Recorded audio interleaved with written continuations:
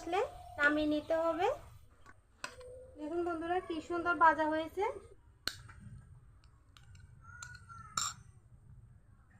দেখুন বন্ধুরা কতটা নরম হয়েছে মিষ্টিগুলো। নমস্কার বন্ধুরা, কলি কিচেন উইথ ভিলেজ ফুডে আপনাদের সবাইকে স্বাগত জানিয়ে আজকে আরও একটি রেসিপি নিয়ে চলে এসেছি। আর আজকে দুর্দান্ত স্বাদের মিষ্টি করে দেখাবো, আর সেটা হলো ল্যাংচা মিষ্টি। একদম সহজ পদ্ধতিতে গুঁড়া দুধ দিয়ে আজকে ল্যাংচা মিষ্টি বানাবো। প্লিজ বন্ধুরা আপনারা অবশ্যই পুরো ভিডিওটি দেখবেন, আশা করি ভালো লাগবে। আর যে বন্ধুরা আমার চ্যানেলে এখনও নতুন, আমার চ্যানেলটি সাবস্ক্রাইব করে আমাকে সামনের দিকে এগিয়ে যেতে সাহায্য করবেন। তো চলুন দেখা যাক আমি কিভাবে ল্যাংচা মিষ্টি বানাই। দেখুন বন্ধুরা আমি এখানে 1 বাটি গুঁড়া দুধ নিয়েছি, এখন বাটিতে ঢেলে দিব।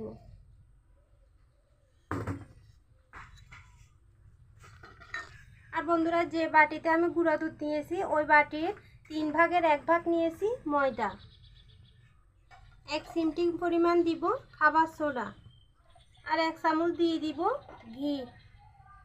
আমি একটা ডিম ফাটিয়ে নিব।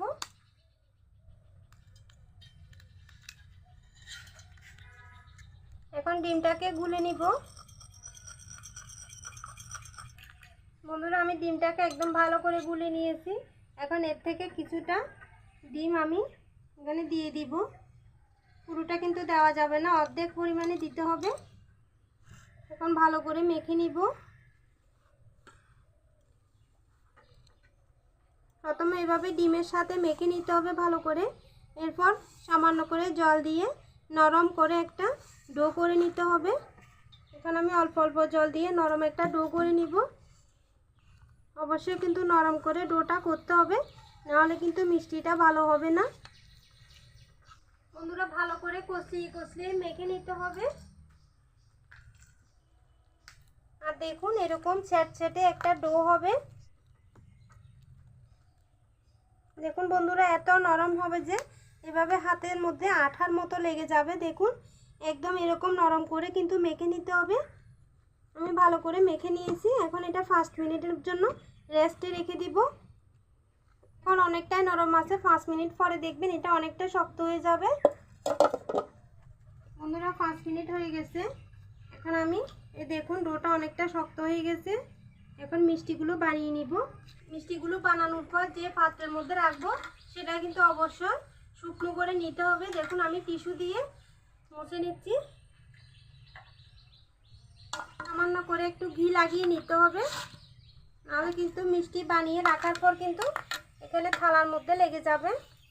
বন্ধুরা আমি হাতের মধ্যে কিন্তু কিছুটা ঘি লাগিয়ে নিব, আপনারা চাইলে সাদা তেলও লাগাতে পারবেন। এখন আমি এখান থেকে কিছুটা ডো নিয়ে মিষ্টিগুলো বানিয়ে নিব। প্রথমে এভাবে গোল গোল করে নিতে হবে দেখুন। এরপরে লম্বা করে ল্যাংচার শেপটা দিয়ে নিব। দেখুন বন্ধুরা আমি এই সাইজ করেছি, আপনারা আপনাদের পছন্দ মতো সাইজটা দিয়ে দিবেন, ছোট কিংবা বড়। এখন এভাবে সবগুলো মিষ্টি আমি বানিয়ে নিব। দেখুন বন্ধুরা আমি আরও একটি মিষ্টি বানিয়ে নিয়েছি। এভাবে আমি সবগুলো মিষ্টি রেডি করে নিব। দেখুন বন্ধুরা আমি সবগুলো ল্যাংচা মিষ্টি এভাবে তৈরি করে নিয়েছি। এখন মিষ্টিগুলো ভেজে নিব। বন্ধুরা আমি মিষ্টিগুলো ভাজার জন্য ফ্রাই প্যান বসিয়ে দিয়েছি চুলায়। আপনারা অবশ্যই কিন্তু যে কোনো ছড়ানো পাত্রে মিষ্টিগুলো ভেজে নেবেন, না হলে একটা গায়ে একটা লেগে যাবে, মিষ্টিগুলো আর ভালো হবে না। মিষ্টি ভাজার জন্য তেল দিয়ে দিব। পর্যাপ্ত পরিমাণে তেল দিতে হবে। বন্ধুরা তেল একদম হালকা গরম করে নিয়েছি। এখন মিষ্টিগুলো দিয়ে দিব। আঙ্গুল ডুবিয়ে রাখা যায় এরকম গরম করে নিতে হবে। খুব বেশি গরম হলে কিন্তু মিষ্টি খুব সহজে পুড়ে যাবে আর ভালো করে ভাজা হবে না, মিষ্টি শক্ত হয়ে যায়।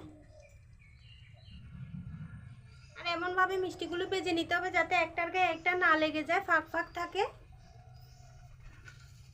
বন্ধুরা একদম অল্প আঁচে ভেজে নিতে হবে। আর এই কাজটা কিন্তু গ্যাসের চুলায় করলে অনেক সহজ হয়। আর বন্ধুরা মিষ্টিগুলো যতক্ষণ না পর্যন্ত তেলের উপরে ভেসে উঠবে ততক্ষণ কিন্তু নাড়া যাবে না, তাহলে মিষ্টি ভেঙে যাবে। বন্ধুরা এখন আমি ফ্রাই প্যানটা ধরে এভাবে একটু নাড়িয়ে দিব। আর খুব বেশি কিন্তু মিষ্টি ভাজা যাবে না, হালকা কালার আসলে মিষ্টি নামিয়ে নিতে হবে, না হলে কিন্তু মিষ্টি শক্ত হয়ে যাবে। বন্ধুরা একদম হালকা করে নেড়ে এভাবে মিষ্টিগুলো ভেজে নিব। দেখুন বন্ধুরা মিষ্টিগুলো ব্রাউন কালার করে ভেজে নিয়েছি। আর এরকম কালার আসলে কিন্তু নামিয়ে নিতে হবে, এর থেকে খুব বেশি ভাজা করা যাবে না। এখন আমি তেল থেকে মিষ্টিগুলো তুলে নিব।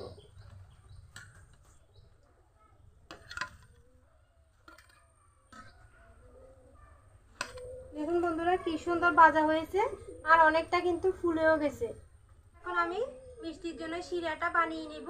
তার জন্য কড়াই দিয়ে দিব 1 বাটি চিনি। দেখুন আমি যে বাটিতে গুঁড়া দুধ নিয়েছি ওই বাটির মাপ করে 1 বাটি চিনি দিয়েছি। দিয়ে দিব 3 বাটি জল। অবশ্যই কিন্তু জলটা বাড়িয়ে দিবেন, না হলে মিষ্টিগুলো ভালো করে জলের মধ্যে সিদ্ধ হতে পারবে না। বন্ধুরা এখন আমি নেড়ে নেড়ে শিরাটা তৈরি করে নিব। চিনিগুলো জলের সাথে মিশে জল ফুটে উঠলে কিন্তু শিরাটা তৈরি হয়ে যাবে। আর এই মিষ্টিগুলো বানাতে খুব বেশি সময়ও লাগে না। বন্ধুরা শিরাটা ফুটে উঠেছে, এখন দিয়ে দিব 3টে এলাচ। এলাচটা দিলে ভালো একটা সুগন্ধ আসবে। ভেজে রাখা মিষ্টিগুলো দিয়ে দিব শিরার মধ্যে। আর এখন কিন্তু আঁচটা অল্প করে দিতে হবে, খুব বেশি আঁচ পড়লে কিন্তু শিরাটা টেনে যাবে, মিষ্টিগুলো আর ভালো করে সিদ্ধ হতে পারবে না। একদম অল্প আঁচ দিয়ে দিয়ে তারপরে মিষ্টিগুলো সিদ্ধ করে নিতে হবে। বন্ধুরা এখন আমি ঢাকা দিয়ে 10 মিনিটের মতো সিদ্ধ করে নিব। আর অবশ্যই কিন্তু আঁচটা কমিয়ে দিতে হবে। বন্ধুরা এভাবে ছোট ছোট টিপসগুলো ফলো করে যদি আপনারা আমার মতো মিষ্টি বানান তাহলে দেখবেন একদম পারফেক্টলি মিষ্টি হবে। আমি একটা কাপ তুলে নিব।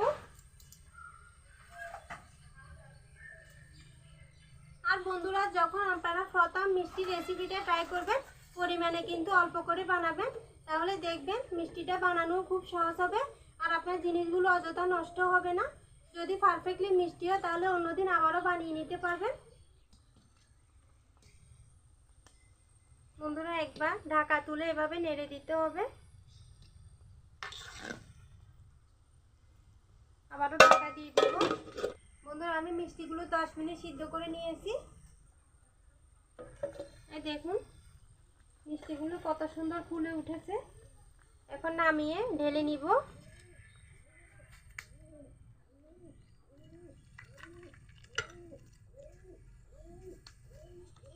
দেখুন বন্ধুরা কি সুন্দর হয়েছে মিষ্টিগুলো, আর একদম রস পুরো ভিতরে ঢুকে গেছে। দেখুন এখন আমি মিষ্টিগুলো আধ ঘন্টা এভাবে রেখে দিব, তারপর আপনাদেরকে কেটে দেখাবো মিষ্টি ভিতরে কীরকম হয়েছে। বন্ধুরা ফিরে এসছি 30 মিনিট পর। দেখুন 30 মিনিট শিরার মধ্যে থাকার পর কিন্তু মিষ্টিগুলো আরও সফট হয়ে গেছে। এখন একটা কেটে দেখাবো।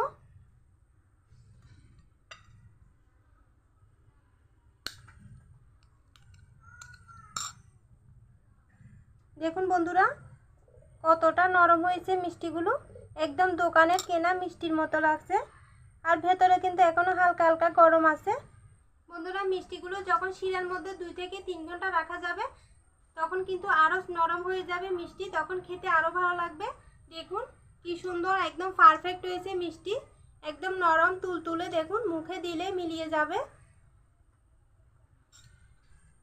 বন্ধুরা অবশ্যই কিন্তু মিষ্টিগুলো ফ্রিজে রেখে ঠান্ডা করে তবেই খেতে হবে। এরকম গরম মিষ্টি কিন্তু খেতে অতটাও ভালো লাগে না। আমি তবুও খেয়ে দেখাচ্ছি কেমন হয়েছে। দারুণ হয়েছে বন্ধুরা।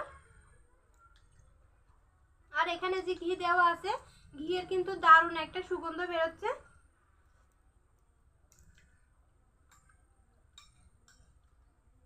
বন্ধুরা দুর্দান্ত লাগছে খেতে। আপনারা একদিন হলো এভাবে বাড়িতে মিষ্টি বানিয়ে খাবেন, দেখবেন একদম দোকানের মতো মিষ্টি হবে।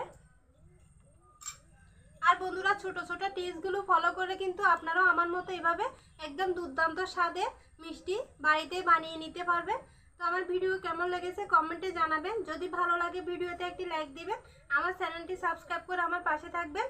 আর এরকম নিত্য নতুন রেসিপি পেতে চাইলে পাশে থাকা বেল আইকনে অবশ্যই ক্লিক করে দিবেন, তাতে আমি কোনো ভিডিও দেওয়ার সাথে সাথে আপনাদের কাছে পৌঁছে যায়। আজকে এ পর্যন্ত। সবাই ভালো থাকবেন, সুস্থ থাকবেন, সাবধানে থাকবেন। দেখা হবে অন্যদিন নতুন আরও একটি রেসিপি নিয়ে।